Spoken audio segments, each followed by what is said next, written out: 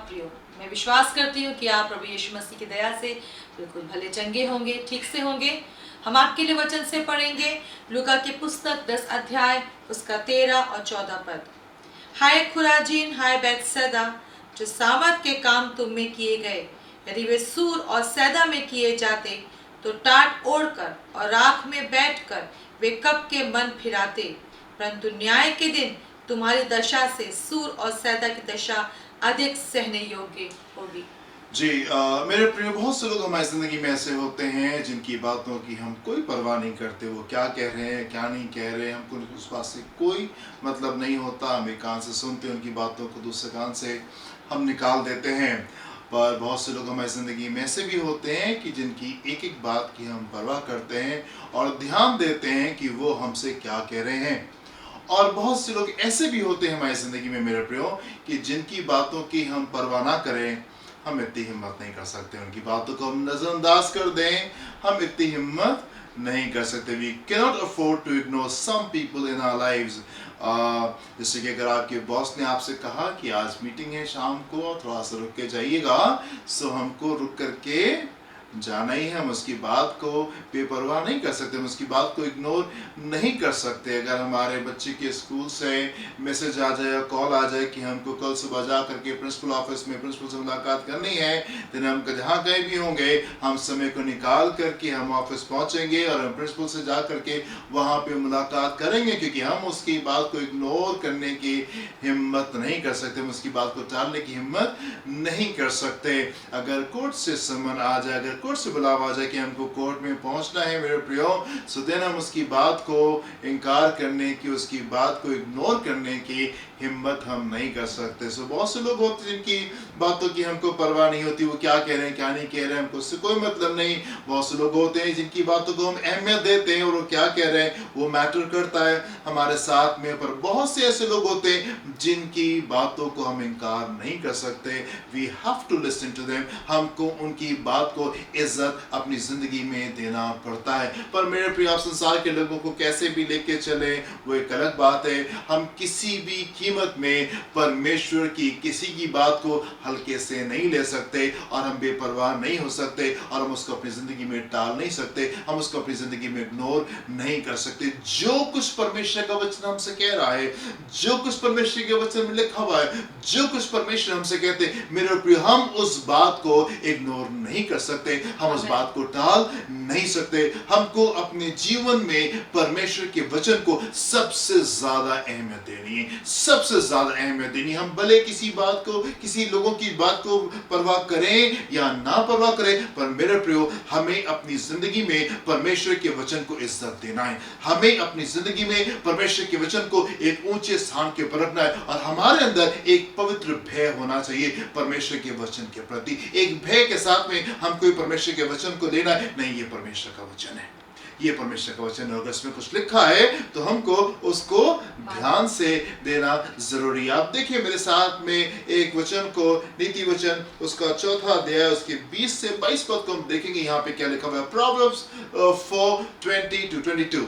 हे मेरे पुत्र, हे मेरे पुत्र, मेरे वचन ध्यान धर के सुन, मेरे वचन ध्यान धर के ना, ये वचन में लिखा हुआ है, परमेश्वर के वचन में ये बात लिखी हुई है कि हमको परमेश्वर के वचन को बहुत ध्यान धर करके सुनना है और अपना कान मेरी बातों पर लगा, और अपना कान परमेश्वर की बातों पर हमको लगाना है।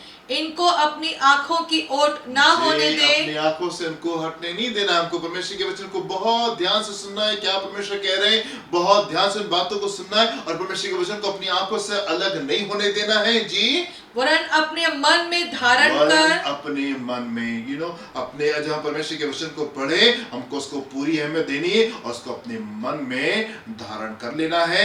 जी, क्योंकि जिसको वे प्राप्त होती है, जिसको वो प्राप्त होती है, वे उसके जीवित रहने का, वे उसके जीवित रहने का और उसके सारे शरीर के चंगे रहने का कारण वो होती उसके है। जीवित रहने का। मेरे प्रियो, परमेश्वर का वचन हमारे जीवित रहने का कारण है। परमेश्वर का वचन हमारे जीवित रहने का और हमारे स्वस्थ रहने का कारण। आप दुनिया में किसी जन की बात को अहमियत देते हैं या नहीं अहमियत देते, वो एक डिफरेंट बात है मेरे प्रियो। आप संसार के लोगों की कितनी बात को अहमियत देते हैं, कितना अहमियत नहीं देते, that is an all together different story. वो एक बिल्कुल एक अलग कहानी मेरे प्रियो। लेकिन परमेश्वर की बातों को हमको अपनी जिंदगी में अहमियत देना है। क्यों? क्योंकि हमारे लिए जीवन है, ये हमारे लिए जीवन है और ये हमारे लिए तंदुरुस्ती है, ये हमारी अच्छी हेल्थ का नतीजा है। हम एक और पद को देखेंगे मेरे प्रियो, इब्रानियों का दूसरा अध्याय को हम देखेंगे, उसके पहले 3 पदों को देखेंगे। इब्रानियों का दूसरा अध्याय, उसके पहले 3 पद में क्या लिखा हुआ है? इस कारण चाहिए चाहिए हम उन बातों पर, इस कारण चाहिए आप ध्यान दें परमेश्वर के वचन के ऊपर कि यहाँ क्या लिखा? इस कारण चाहिए कि हम उन बातों पर जो हमने सुनी है, जो हमने बातें सुनी है, और भी मन लगाएं। इसलिए जरूरी है कि जो बातें हमने सुनी है हम उन बातों के ऊपर और भी मन लगाएं। ऐसा ना हो कि बहकर उनसे दूर चले जाएं। ऐसा ना होने पाए। This is very important. परमेश्वर के वचन को बहुत अहमियत देनी है। जो कुछ परमेश्वर के वचन में लिखा हुआ है, जो कुछ आपने पढ़ा है, जो कुछ आपने सुना है, आपको उसको महत्व देना है। और कहीं ऐसा ना हो जाए, आपको इस बात को देखना है कि कहीं ऐसा ना हो जाए कि हम उससे ड्रिफ्ट हो जाए, उससे अलग हट जाएं। जी आगे। क्योंकि जो वचन स्वर्गदूतों के द्वारा कहा गया था, जी, जब वो स्थिर रहा, जी, और हर एक अपराध और आज्ञा ना मानने का ठीक बदला मिला। एक अपराध और आज्ञा ना मानने का ठीक बदला मिला। तो हम लोग ऐसे बड़े उद्धार से निश्चिंत रहकर कैसे बच सकते हैं? हम लोग ऐसे बड़े उद्धार से निश्चिंत रह के कैसे बच सकते हैं मेरे प्रियो? जो वचन स्वर्गदूतों के द्वारा आया, जो वचन भविष्यवक्ताओं के द्वारा आया, जब उसकी अहमियत रहने पाई, जो कुछ कहा गया वो पूरा होने पाया, तो मेरे प्रियो हम परमेश्वर की बातों का इनकार कैसे कर सकते हैं? हम कैसे अफोर्ड कर सकते हैं कि जो कुछ परमेश्वर कह रहा है हम उसकी बातों को अपनी जिंदगी में महत्व नहीं दे? मेरे प्रियो, हम देखें परमेश्वर के वचन में शुरू से आखिर तक कि जो कुछ उसने कहा सब पूरा कर दिया उसने। जो कुछ कहा सारी बातें अपने ठीक समय पे पूरी होने पाई, चाहे कैसी परिस्थिति थी, चाहे कैसे हालात थे। गॉड इज गॉड और उसको अपने वचन को पूरा करना आता है। उसको अपने वचन को पूरा करना था। जो कुछ परमेश्वर के वचन में लिखा मेरे प्रियो, उसको हमको पूरी गंभीरता के साथ में लेना है। हमको अपने जीवन में परमेश्वर के वचन को पूरी अहमियत के साथ में, पूरी गंभीरता के साथ में लेना, पूरे ध्यान के साथ में उसको समझना है, उसको ऊंचे दर्जे पर रखना है। क्योंकि जो कुछ लिखा है वो सब पूरा होगा। जो कुछ लिखा मेरे प्रियो वो जीवन है और वो आत्मा है और वो हमारे लिए अच्छी तंदुरुस्ती है मेरे प्रियो। वो हमारे लिए अच्छी तंदुरुस्ती मेरे प्रियो, वो हमारे लिए जीवन है। आप देखिए परमेश्वर के वचन में परमेश्वर ने अब्राहम से कहा, अब्राहम मैं तेरे वंश को इतना बढ़ाऊंगा कि अगर कोई आसमान के तारों को गिन सकेगा तो वो उनको गिनने पाएगा। और आज आप मेरे प्रियो पृथ्वी को देखें, परमेश्वर की ये जो पृथ्वी है ये अब्राहम के संतानों से भरी हुई है।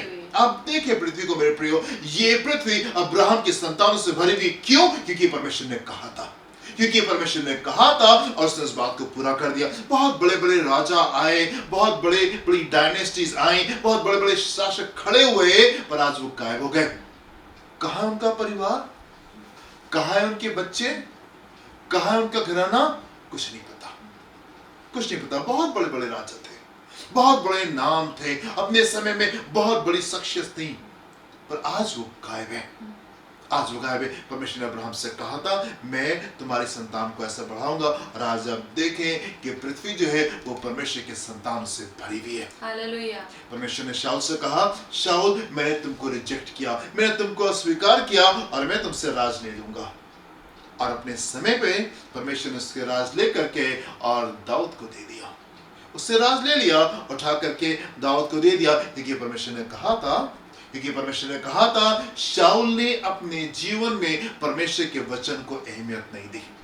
शाऊल ने अपनी जिंदगी में परमेश्वर के वचन को अहमियत नहीं दी। और क्या वो जो वचन में लिखा था वो उसकी जिंदगी में पूरा हो गया। जो परमेश्वर ने कहा था वो उसकी जिंदगी में पूरा हो गया। उससे राज ले लिया गया, उठा करके दाऊद को दे दिया गया। मेरे प्रिय परमेश्वर के वचन में एक और जन है और वो चोर है जो कि यीशु के साथ में लटका हुआ था और यीशु ने उससे कहा आज ही तू मेरे साथ में फिरदौस में होगा, आज ही तू मेरे साथ में स्वर्गलोक में होगा। और मेरे प्रिय लोगों ने जो कुछ उसके बारे में कहा उसकी कोई वक़्त नहीं थी, उसका कोई मतलब नहीं हुआ कि लोगों ने क्या कहा था, उस जमाने के कोर्ट ने उसके ऊपर क्या फैसला सुनाया था, इस बात का कोई मतलब नहीं ठहरा। मेरे प्रियो लोग क्या कह रहे थे, जमाना क्या कह रहा था, परिस्थितियां क्या कह रही थी, इसका कोई मतलब नहीं हुआ। उसने अपनी जिंदगी में क्या कहा था, it did not matter one bit. उसने अपनी जिंदगी कैसे बिताई थी उसकी कोई मतलब नहीं हुआ। मैंने पाया मेरे प्रियो जो कुछ परमेश्वर ने कहा उससे, जो कुछ यीशु ने उससे कहा उस बात की अहमियत होनी पाई, जो कुछ यीशु ने उससे कहा उस बात की अहमियत होनी पाई। यार यीशु के पास में आया और यीशु तो यार के घर जा रहे थे, यार की बेटी मर गई।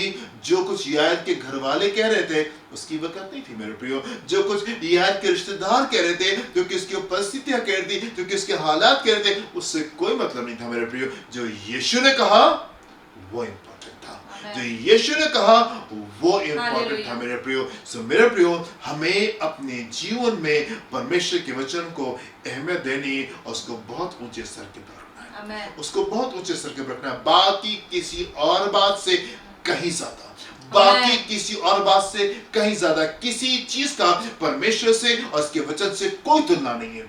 किसी और बात की परमेश्वर के वचन से और परमेश्वर से कोई तुलना नहीं। आप संसार में लोगों को कैसे देखते हैं कैसे नहीं देखते उससे कोई मतलब नहीं मेरे प्रियो, पर हमको परमेश्वर को अपनी जिंदगी में सबसे ज्यादा अहमियत देनी है और परमेश्वर के वचन को अपनी जिंदगी में सबसे ज्यादा अहमियत देनी है, क्योंकि मेरे प्रियो अंत में जो चीज स्थिर रहेगी वो परमेश्वर का वचन, अंत में जो चीज स्थिर रहेगी वो परमेश्वर का वचन है।